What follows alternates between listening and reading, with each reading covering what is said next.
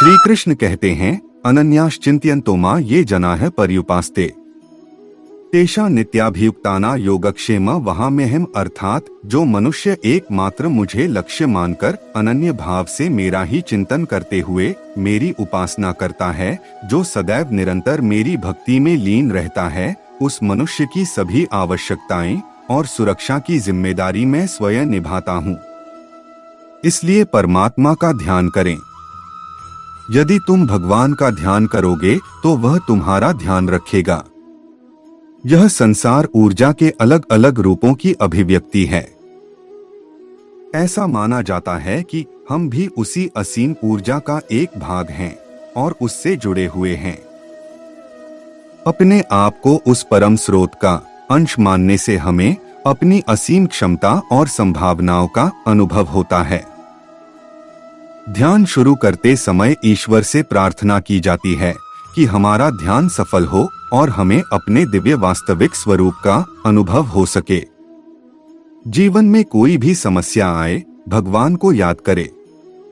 जीवन में समस्या इसलिए है कि हम उसका समाधान भूल चुके हैं।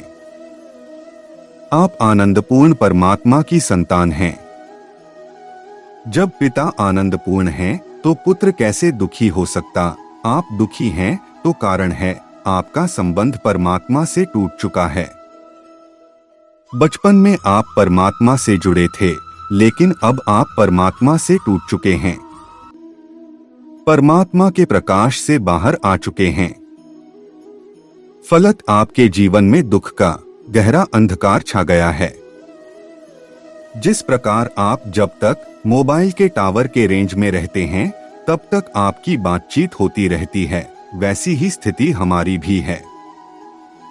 हम जब तक परमात्मा और प्रकृति से जुड़े रहते हैं, तब तक हम स्वस्थ और प्रसन्न बने रहते हैं। जब हमारा संबंध परमात्मा और प्रकृति से टूटता है, हम अंधकार में चले जाते हैं। हमारा जीवन चिंताग्रस्त और दुखपूर्ण हो जाता है। बहती नदी में कभी शैवाल नहीं लगता, न पानी सड़ता है, लेकिन पानी का बहना रुकता है, वहां शैवाल भर जाता है, पानी महकने लगता है।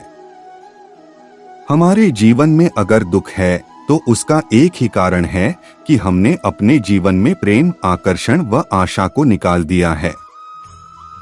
हमने मान लिया है कि हमारे जीवन में अब सुख आने वाला नहीं है। हम सुख को भूल चुके हैं, सुख के मार्ग को बंद कर चुके हैं। हमने स्वयं अपने जीवन को मरुभूमि बना लिया है। हमारे जीवन में दुख इसलिए है कि सुख का अभाव हो गया है।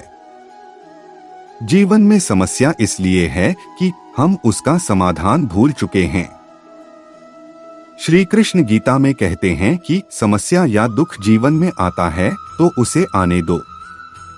आप उसकी गति को रोक नहीं सकोगे। केवल समस्या से लड़े मत, दुख से लड़ते लड़ते मर जाओगे। आपको समस्या या दुख का निदान खोजना है। दुख आपके पास नहीं आया है, वह तो कहीं जा रहा था। आप स्वयं उसके मार्ग में आकर खड़े हो गए हो। आपने जाते हुए दुख को रोका क्यों? उसे जाने देते, लेकिन आप कब से उसकी प्रतीक्षा कर रहे थे। दुख के बारे में सोचेंगे, उसे अपने पास आने का मार्ग देंगे तो दुख स्वतः बहता हुआ आपके पास आ जाएगा। दुख या सुख एक भाव है, एक विचार है, एक ऊर्जा है, शक्ति है। इसलिए अगर आप दुख के बारे में सोचेंगे तो दुख मिलेगा। आप जब कमरे में लगा स्विच ऑफ कर देते हैं तो वहां अंधकार को आना पड़ता है। यह अंधकार की अपनी मजबूरी है।